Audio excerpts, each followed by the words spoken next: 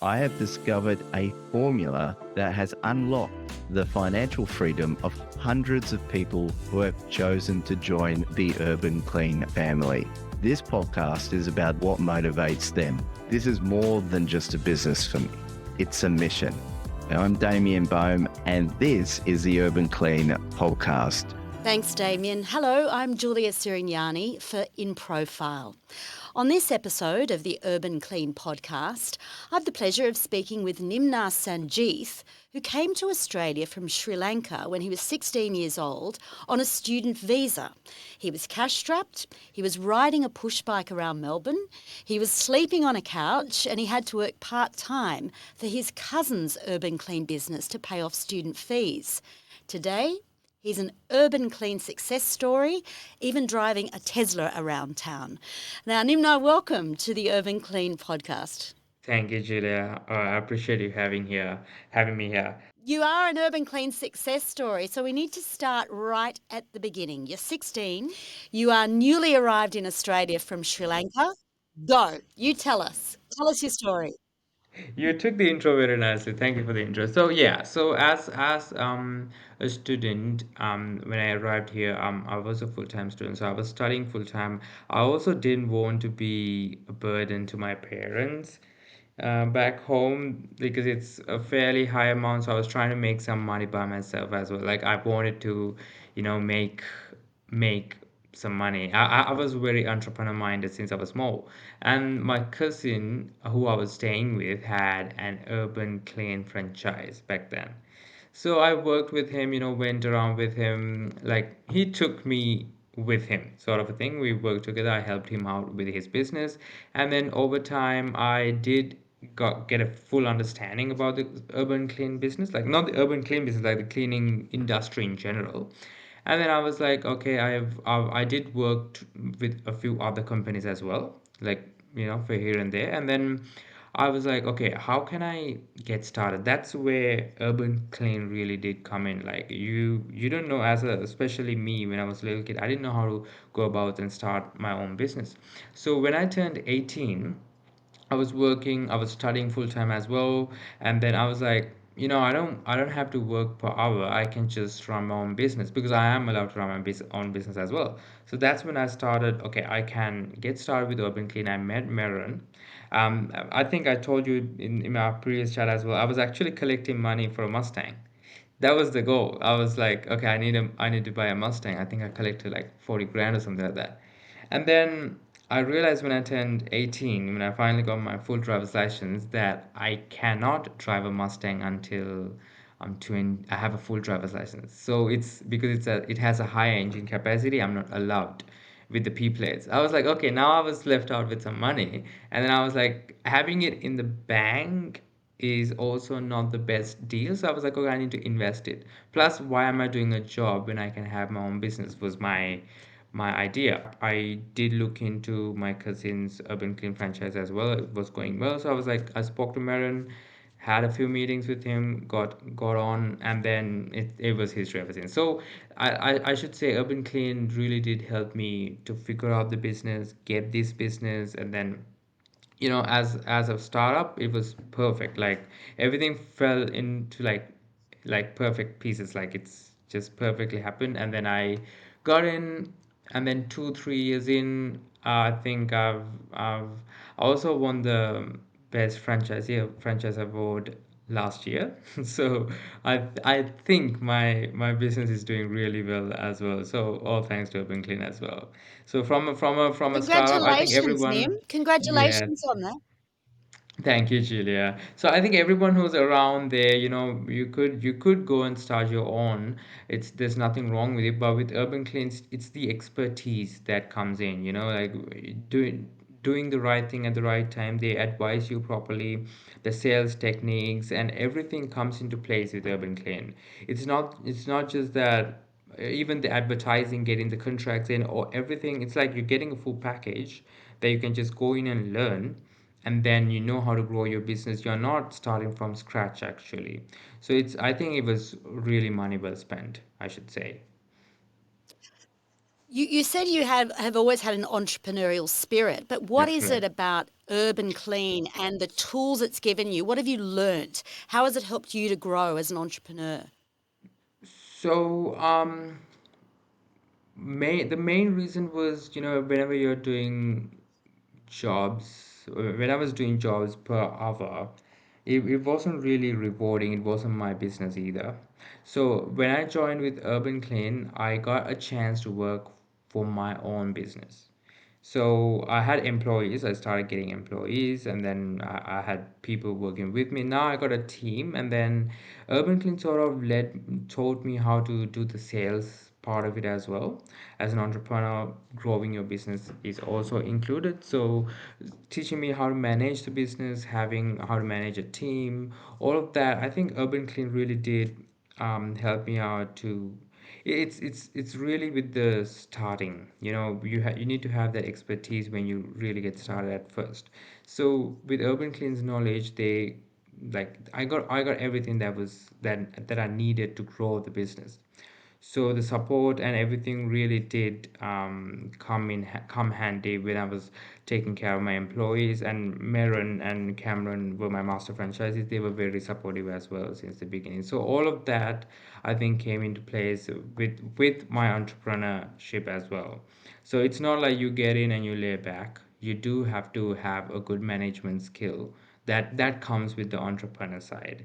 Because like I said, even when you were booking this meeting with me, I wasn't able to give you like exact times. So, because sometimes some things pop up and you have to be there to manage the customers and manage your employees and things like that. So you need to have that little balance in there to manage things out. That's where, and the best thing about the cleaning industry is that it's sort of a passive income. You don't really do much work. Like in my case, I don't work at all. So you get your income, and then you just have to, it's the management skills. And then with Urban Clean, they help you, they teach you on how to manage and balance things out, how to speak to your customers every month. Just give them a ring. Is everything going well? If nothing's going well, or how can we improve? All these little things, management skills. And sometimes if something pops up, go in there right away, meet them. If a customer is unhappy, go meet them, see what makes you unhappy. Because for me, I try to build a relationship with the customer. It's me, customer, and my employees. So that way the customer won't really be mad at our job. They'll just contact me, hey Nim, this is what's up, let's do this. And I talk to my employee, get things done. So I've since small days, like when I small days in sense when I was small, when I was like 20, 21 back then, Urban Clean really helped me out with the customer management, how to talk to them, how to have a chat with them, how to have that little balance, and not do this business in a way where you are working and then you're having a headache on your head. And it's not like that. It's just like grow your business to a level where you can get your employees, and then you can just have that balance, have the knowledge. So yeah, that's where the entrepreneurial skills really did come in handy with the Urban Clean. Yeah. Nim, now can you tell us how much did you buy in for in the beginning originally, and in after how long was your turnover enough that you basically were making what you put in? Well, I think, Julia, I can't give the answer for that question. The reason is I bought the business exactly closer to COVID time. So it didn't I can't give a proper answer to that business because the growth wasn't exponential. So my experience would not at all be the experience someone who's joining today would have, because we had lockdowns. We had a full lockdown. We had COVID. We couldn't do sales. So there were some things that involved in the time that I bought it, and it wasn't like it wasn't really good because it was COVID lockdowns. So I wouldn't give an answer to that question. The reason is anyone who might listen to this might think, oh, this is what it takes, but it's not, because right now it's different. You don't have lockdowns. You could go out and do sales. The turnover would be different. It'll be much faster. Like for me, I make like what I spend, I make it in a month now. But you could get to that level faster than I did, because you wouldn't have a COVID lockdown with 2 years no sales and all the businesses closing down. Everyone starting to work from home. It's different. So that's the reason I wouldn't answer it in figures, because I wouldn't want to give the information I would give is not what's happening now. It's completely different. Right. But you are easily making now what you put Yeah. in per Yeah, month. yeah, yeah. So, well, I think so what I invested, I make it in like 2 months, 1 to 2 months. So like every 1 to 2 months. I know it's pretty crazy. So you can really grow a business. You can really do that. It's like I think we not even with urban clean you can build any business in the world if you really put your mind to it. But then still with urban clean, I think it's that expertise and the support around you is different. So that one thing you pay, and then Damien has this amazing system where every contract over a certain level you only pay a little bit. So that way you don't have to go around start your own business. You could just build your urban clean business and then have the same invoicing systems, have everything set up for you, like invoicing, customer portals, employee portals. So it's a good system, I'd say. So you got that system, you got the knowledge from that system, you got a support team, you got your invoicing accounts team, and you just go about with your business. So it's pretty straightforward, I guess. Nim, how many sites are you now cleaning at, and how many people have you got working for you? Yes, so I think the number of sites, I haven't really counted because I got two big contracts with Urban Clean. So Urban Clean there's a few all over Australia contracts, and I take care of some in the southeast and then some in the city. So I think they got more contracts of those in Sydney and all over Australia. So other franchises are taking care of it, and I do have the full southeast, I should say. I do in all of that area. So the good thing with Urban Clean is even after coming in, you can buy in contracts. I'm not sure whether they should still have it. So when they get new contracts, when they get new big contracts, you can add up contracts as well. You can do your own sales and you can add up more contracts as they grow, we grow. So that's another advantage as well. So with me, I think I have closer to 10 to 15 to 20 sites, and then because it's odd, like 2 hours every, like 3 times a day, sometimes it's 2 hours 5 days a week, sometimes it's 5 hours 5 days a week. So I think I got roughly around 10 20 people working, sometimes 25 if we count like once a month jobs. So there are things like that, right? So I haven't really like given a full count on everyone, but in terms of contracts, I think I got closer to 20 plus sites, little sites. So this includes once a month sites as well. And then in terms of employees, I think I got 10, 20, somewhere around that, doing all of that. Sometimes I go the same team going around for multiple sites in the suburbs. So yeah, that's how it's going. So like I said, with the amount of contracts, I think I should include that with Urban Clean, that feature of buying into more contracts as they grow is it's a really good thing. It was a good thing for me because I was lucky enough to be managing a big contract in the city. It's a huge contract, and another really big contract that covers full Southeast. I wouldn't say names in here, but that Southeast contract that I'm taking care of, that's all over Australia. So it did benefit a lot of franchises all over Australia. So What influence or advice has CEO and founder Damien Boehm had for you, Nim, and how has he been a mentor and a supporter and a sage for you in the business world? well, Damien has his thing. So in my case scenario, the first person that I talk to would be Meron and Cameron. They are my guys, so they're the master franchisees of Victoria. So like I said before, I take care of Melbourne, southeast of Melbourne. So we had to clarify this before. It's not Southeast Australia, it's southeast of Melbourne that I'm doing. So for me, my master franchises are Cameron and Marin. So depending on your region, you'll have your own master franchise. So my main person of contact wouldn't be Damien, but Damien's business itself is a big inspiration for me. The stuff that he has set up, the workloads, the workflows he has set up, is perfect for everyone to have a proper running business. But in any case scenario, I think it's Cameron and Meron that I should properly tell about, because they have helped me step by step with every single thing, with the contracts and everything. So I think I should give the thanks to Cameron and Meron, because they are the people that I get in contact with. I think back there in the Queensland area, maybe they speak to Damien. It depends. But in Victoria, we speak with Meron and Cameron, and their advice, they've taught me how to do the sales, they've taught me how to run the business balance, they've introduced me to customers. So they've done a lot of things for my business. What is the piece of advice that they keep having to remind you of, Nim? What is the thing that is they notice in you that they think you need to keep on hearing? Well, well, that's a good question. I think even from the end, every time we meet, the thing that we talk about is the balance thing, how we have to balance our staff and we have to balance our customers, make sure the staff is happy and the customers are happy. So if the customers are unhappy, then how can we talk to them, build that one relationship with the customer? So I think that's one conversation we always have, because I think Maron and Cameron agrees with me as well.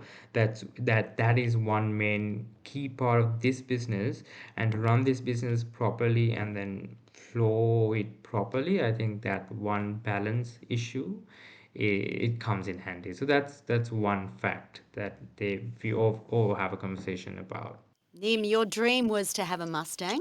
Yes, That didn't happen, but you have a Tesla. that's correct. That's And I correct. mean that's a pretty expensive motor car. That's an expensive motor car. So your That's things right. you're doing okay. That's right. I think Did you ever imagine at your age you'd be driving a Tesla? not really. I love loud cars, but the Tesla comes in handy with the business as well, because sometimes you go out to meet your customers and things like that. You have to put your stuff in. You have trunk space. So it was economical, luxurious. It all came in place once the business start going well. And then I was looking into a business car that I can do the work, put the stuff in, fits all the boxes. So yeah, that was was with the What Tesla. happens when you report back to family and friends in Sri Lanka that you're living in Melbourne and you're driving a Tesla and you're Yeah, certainly not sleeping on anyone's couch anymore? yeah. What's the reaction? They all know that I was very hardworking since I was small. Like I was always like this. I never give up. So they are like proud of me, I should say. And I think it's when a person who works hard and a person who's determined to do something gets together with a company that I can help him out, I think that's a good match. So that's what happened with me as well. And then my parents and everyone around, they're really happy as well. And then I motivate them and I inspire them to be determined and then go do something for yourself. Just don't give up and things like that. Yeah, that's the thing on them. So how long into it did you buy your Tesla? Oh, yes. So right after COVID, I think business grew exponentially. So 2021, we started a big contract, and then 2022, we started another big contract. So I think somewhere around 2 years afterwards, but then around 1 year after lockdown, I got in with the Tesla. Yeah, so I didn't buy the Mustang in the end, but I did get a Tesla. You mentioned earlier when we started, Nim, that you were awarded the Franchisee of the Year. Yeah, Congratulations again. Tell thank me you. why you were selected for that award. Well, I think last year I was awarded the Franchisee of the Year. I'm not sure. I'm specifically sure why they chose me for that, but I think it's because I've been. Oh, don't be modest. Don't be modest. Tell us why you got it. Well, my business is doing well, and then I think I'm balancing things out well as well.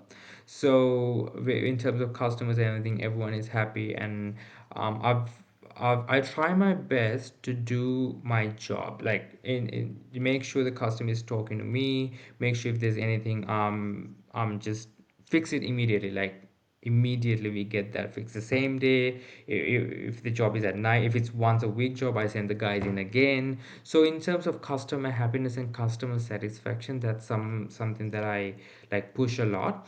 And I think I've never ever let anyone speak to Cameron or Marin directly, because like for me, my customers don't have to speak to Damien and disturb them. If there's anything, my customers can directly talk to me. So that way, I try to that way they can focus on their end of the business, and I can focus on my end of the business.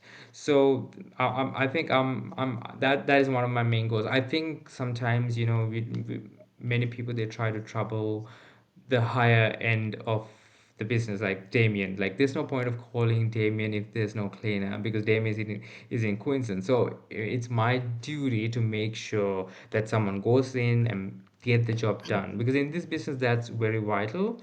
Like, by tomorrow morning the job has to be done, because some of the sites that I'm taking care of, they are high end sites, a $1 billion businesses. So in those cases, for them to have their place not cleaned is a big issue. Nim, you're really living yeah, you're living a dream in a sense for somebody who arrived in Australia only about 7 years ago, came on a student visa, studied with an entrepreneurial spirit and a big dream, and you're making it, you're doing it. Thank you. What is it that you would tell somebody like yourself?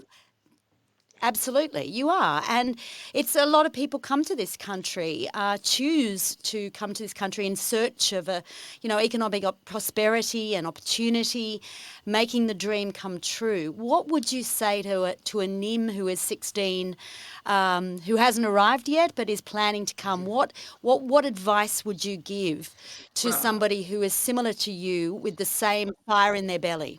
yeah, so I think when you come here on student visa, you can work. I think right now you can work 20 hours or so back then when I came in. So if you get into the cleaning industry, go ahead, learn, you find a job somewhere, learn what it looks like, and if you really think, okay, this is something that I like, it's not that you'd like to do the cleaning, but the managing of the business. I'd like to have my own contract someday. Then I think it's possible. Like, it's not a big business to do. It's not a difficult business to get into. It's just that you have to have good management skills, and then sometimes a little bit of sales skills as well, if possible. And then for me, when I was small, if I'm just giving advice to small and him, that's what I would say: collect money, save your money, and then work, get the experience. If you like the industry, then invest in the proper places. I'm not telling to invest like specifically in urban clean. If you like gas stations or petrol stations, invest in 7-Eleven or something. Like, just invest in the proper places, invest your money young on the right places. Like, I did invest in urban clean, turned out great for me. So I think that's what I would say. Just work, because you get the chance to work in Australia. I think that itself is amazing. You are allowed to work, so work somewhere, see what you love to do, and then once you figure out something, instead of just working, start your own business, employ people, and then take it from there. So why not? That's my advice. Thank you, Nim. Just to wrap up, what's next for Nim? I mean, you've done so well. What's the next step for you? What's your where is your vision taking you now?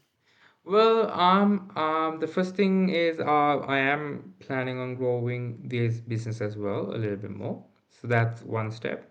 Secondly, I'm looking into a little bit of real estate investments, and then I also have a passion for the entertainment industry of, it's not basically like things like that. I like to produce music and things like that. So I'm putting my time into things like that too. And I'm also planning on starting an educational platform later on. That's not yet, but then where we have courses and things like that on there about businesses, about how to do like little tasks and things like that. So there are a few ideas that I'm working on, but while I'm growing this main business, because this is the bread and the butter, this is my thing. While I'm doing that, I'm just focusing on my next step, because I'm pretty young, so I'm just like taking it one step at a time, just in the investment side as well. Well, as you take that one step at a time, good luck, Nim, and we look forward to watching you go from strength to strength.